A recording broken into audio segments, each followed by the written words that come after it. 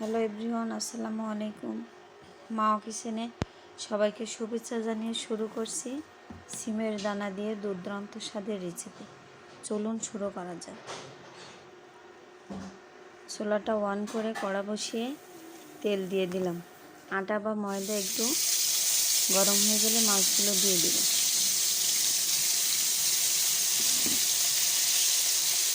ময়দা দেওয়ার কারণ হচ্ছে তেলে ময়দা দিলে মাছ লেগে যায় না।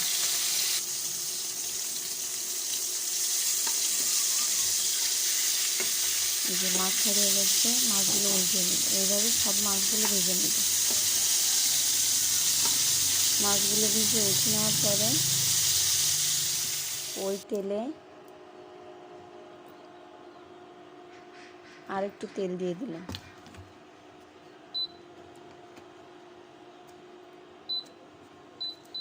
তেলটা গরম হয়ে আসলে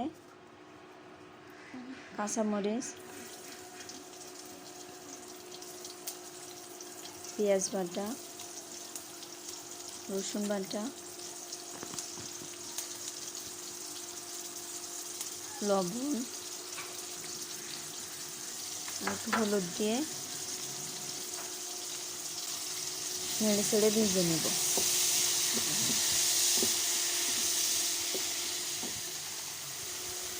এই পর্যায়ে মসুরের ডাল দিয়ে দিলাম হাফ কাপ মতো।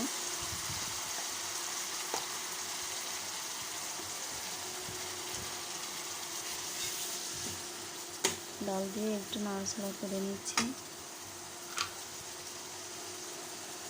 তারপরে সুন্দর করে ছুলে রাখা সিমের দানাগুলো দিয়ে দিলাম।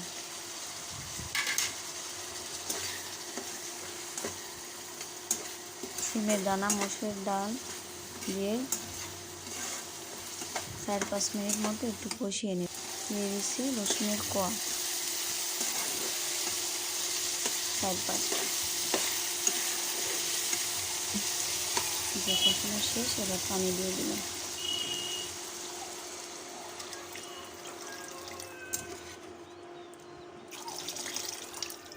পরিমাণ মতো পানি দিয়ে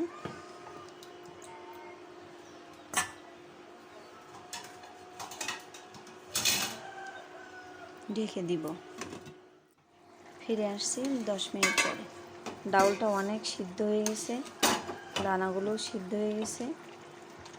এই পর্যায়ে ভেজে রাখা মাছগুলো দিয়ে দিব।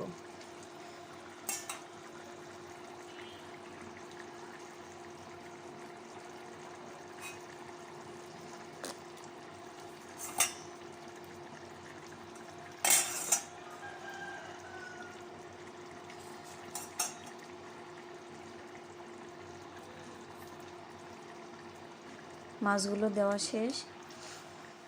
এবার পরিমাণ মতো জিরা গুঁড়া,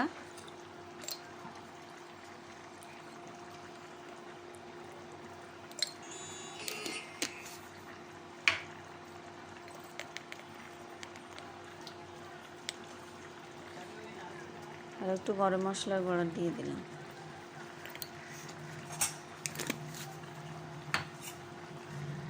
নেড়ে ছেড়ে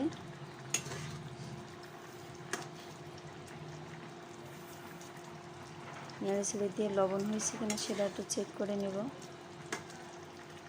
আমার কাছে একটু লবণ কম মনে হচ্ছে, তাই একটু লবণ দিয়ে দিলাম।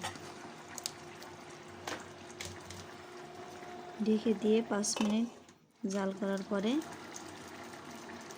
টমেটো ফালি দিয়ে তরকারিটা নামিয়ে নেব। আজকের এই পর্যন্তই। আমার রেসিপি ভালো লাগলে সবাই লাইক, কমেন্ট, শেয়ার করবেন।